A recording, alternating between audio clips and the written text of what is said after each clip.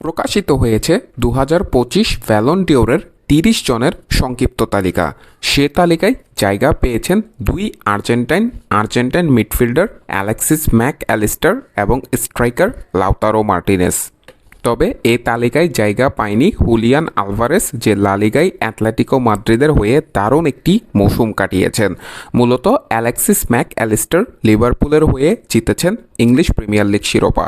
সেই সাথে প্রিমিয়ার লিগে চমৎকার পারফর্ম করেছেন এই মিডফিল্ডার, যার পুরো আসরে ১২টি অ্যাসিস্টের পাশাপাশি আছে 4টি গোল প্রিমিয়ার লিগে। অ্যালেক্সিস ম্যাক অ্যালিস্টারের এই দারুণ পারফরম্যান্সের জন্যই তাকে শর্টলিস্টেড করা হয়েছে ব্যালন ডিওরের তালিকায়। সেই সাথে লাউতারো মার্টিনেজ, যে ইন্টার মিলানের হয়ে চ্যাম্পিয়ন্স লিগ ফাইনাল খেলেছিলেন এবং সিরিয়াতে রানার্স আপ হয়েছেন, তবে দুটি টুর্নামেন্টই শেষ পর্যন্ত জিততে পারেনি ইন্টার মিলান। তবে লাউতারো মার্টিনেজ দুটি টুর্নামেন্টেই খেলেছেন চমৎকার। ইন্টার মিলানের জার্সি গায়ে সর্বমোট 33টি গোল এবং 12টি অ্যাসিস্ট করেছেন লাউতারো মার্টিনেজ, যার কারণে তিনিও ব্যালন ডিওরের শর্ট লিস্টে জায়গা পেয়েছেন। তবে অ্যাটলেটিকো মাদ্রিদের জার্সি গায়ে প্রথম মৌসুমেই 33টি গোল করেছেন হুলিয়ান আলভারেস। সেই সাথে লা লিগায় তিনি করেছেন 21টি গোল এবং অ্যাসিস্ট। এত চমৎকার পারফরম্যান্স অ্যাটলেটিকো মাদ্রিদের জার্সি গায়ে প্রথম মৌসুমে কোনো স্ট্রাইকারই এর আগে করতে পারেনি, যার কারণে হুলিয়ান আলভারেসকে নিয়ে ছিল সব দিকে মাতামাতি এবং আলোচনা। তবে অ্যাটলেটিকো মাদ্রিদ যেভাবে প্রতিটি প্রতিযোগিতায় শুরু থেকে ফাইট করেছিলেন, তবে শেষ দিকে এসে ঝরে পড়েছেন, ফাইট করতে পারেননি, যার কারণে আসলে অ্যাটলেটিকো মাদ্রিদ কোনো শিরোপা জিতেননি। মূলত সেই কারণেই Argentine striker Julian Alvarez Ballon ডিওরের শর্টলিস্টে জায়গা পাননি।